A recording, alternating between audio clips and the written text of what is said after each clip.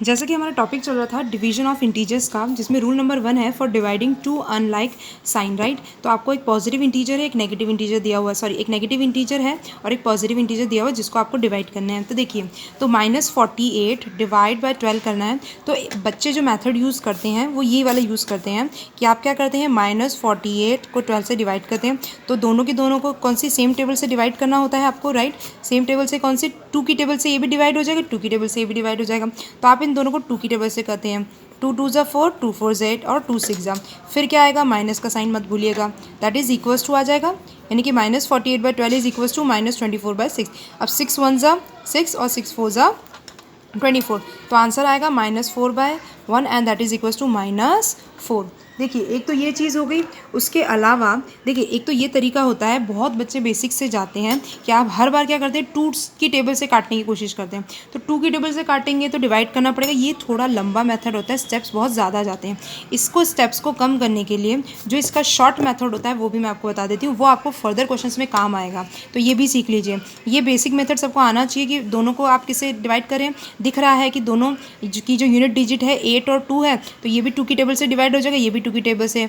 तो इस तरीके से हमने इसको सॉल्व किया। अब दूसरा तरीका अपन देखते हैं, राइट। जब भी क्वेश्चन आए कि -48 को डिवाइड करना है 12 से, तो जो ये डिनोमिनेटर होता है, राइट, तो डिनोमिनेटर जैसे 12 दिया हुआ है, तो 12 को ऐसी क्या वैल्यू से आप मल्टीप्लाई करेंगे कि आपका जो यूनिट डिजिट है पीछे यहाँ पे क्या आना चाहिए, 8 ही आना चाहिए।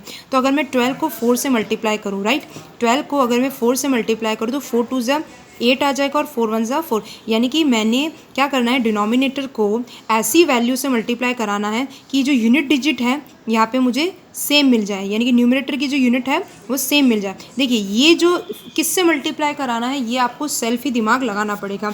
एक दो क्वेश्चन और देखेंगे इसी तरीके के, तो अच्छे से समझ में आ जाएगा।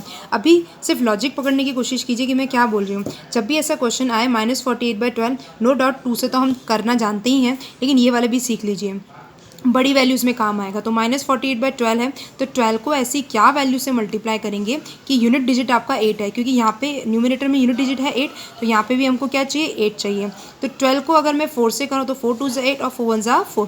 तो देखिए, 12 4 ज़ा कितना होता है, 48। अब ये दोनों के दोनों क्या 12 की टेबल से नहीं कट जाएंगे। देखिए, 12 की टेबल आती हो तो बहुत अच्छी बात, नहीं आती हो तो ये तरीका आपका बहुत काम आएगा, 13 14 15 के अंदर वाले में काम आएगा, राइट। तो 12 1 ज़ा तो 12 होता है और 12 4 ज़ा 48। तो आंसर क्या हो जाएगा, -4/1, जिसको सिंपली हम लिख सकते हैं -4।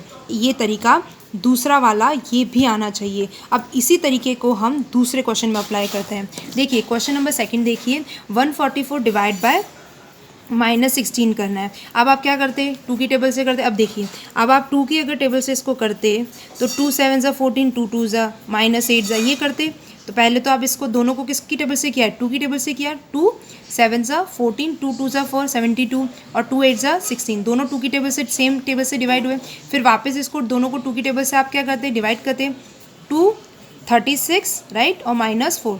तो ये आपको पता है 2 को आप डिवाइड कर लेना 72 से, 36 ही आएगा, और 2 4 ज़ा 8 होता है, तो 36/-4। अब हमको पता है 4 9 ज़ा क्या होता है, 36 डायरेक्ट कर सकते हैं। 4 1 ज़ा 4 होता है और 4 9 ज़ा 36, तो -9/1 आंसर इज -9। कितने स्टेप्स हो गए, 1 2 3 4, राइट, 4 स्टेप्स में आपका ये आंसर हुआ। अब देखिए, इसी क्वेश्चन को अगर हम थोड़ा दिमाग लगा के करें, देखिए क्या बताया था, ये वाला मेथड ध्यान रखिए कि जो डिनोमिनेटर है उसको ऐसे क्या वैल्यू से मल्टीप्लाई करें कि आपका 48 आ जाए। और 48 तो तब आएगा ना जब इसकी यूनिट डिजिट को कोशिश करेंगे सेम करने की। अब देखिए, 16 को, इस डिनोमिनेटर को मैं इस क्या वैल्यू से मल्टीप्लाई करूं कि मुझे यहाँ पे डिनोमिनेटर आपका मिल जाए, 4 चाहिए। तो 6 1 ज़ा 6 होता है, राइट, 6 1 ज़ा 6, 6 2 ज़ा 12, 6 3 ज़ा 18, 6 4 ज़ा 24। अब देखिए, 4 की टेबल से कर सकते हैं। अब अभी रुक जाइए, 16 4 ज़ा, राइट, 16 6 4 ज़ा 24 होगा, 4 1 ज़ा 4 और 64। तो देखिए, 16 1 ज़ा 16 तो कट जाएगा, लेकिन 16 4 ज़ा 144 आना चाहिए, जो यहाँ पे आ नहीं रहा है। भले ही यहाँ पे यूनिट डिजिट आपकी सेम आ रही है, बट ये 16 इंटू 4 इसको कंप्लीटली 144 को काट नहीं रहा है, यानी कि 16 इंटू कुछ ऐसा मल्टीप्लाई करवाना पड़ेगा कि आपका आंसर आपको 144 मिल जाए, यूनिट डिजिट सेम मिल जाए। तो यहाँ पे आप 9, अब आपको पता है 16 को 9 की टेबल से करिए। क्यों करा 9 की टेबल से, देखिए 6 4 ज़ा तो 24 होता है, तो यूनिट डिजिट सेम मिल गई, तो हमें लगा कि 4 के टेबल से करेंगे तो आंसर आ जाएगा, तो इसको काट देते, 16 1 ज़ा 16 4 ज़ा, बट 16 4 ज़ा तो 64 होता है ना, तो इसी वजह से ये तो कटेगा नहीं। अब नेक्स्ट ऑप्शन क्या लेना है, 16 5 ज़ा राइट। 6 5 ज़ा 30 होता है तो यूनिट डिजिट 4 नहीं मिल रहा। 6 6 ज़ा 36 होता है तो 36 होता है तो यूनिट डिजिट 6 मिला, ये भी नहीं।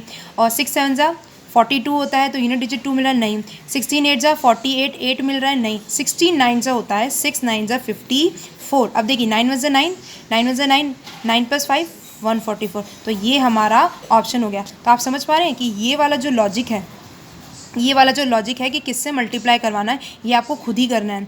तो अब मुझे समझ में आ गया 16 9 ज़ा होता है 144। तो ये दोनों सेम टेबल से ही करते हैं, ये आपको पता ही है। 16 1 ज़ा याद समझ में आया। इसको भी 16 से डिवाइड करेंगे, इसको भी 16 से डिवाइड करना है। कैसे? तो -144 बाय -16 है तो 16 1 ज़ा 16 और 16 9 ज़ा 144 होता है। तो आंसर आ जाएगा -9/1 = -9। विदिन 2 स्टेप्स में ये आंसर हो गया। बट ये जो लॉजिक है, जितना ज़्यादा आप क्वेश्चंस करेंगे तो ही लगा पाएंगे, राइट। तो क्वेश्चन की प्रैक्टिस से ये मेथड आप 2 स्टेप्स में कर पाएंगे, 1 2 एग्जाम्पल देखने से नहीं होने वाला है।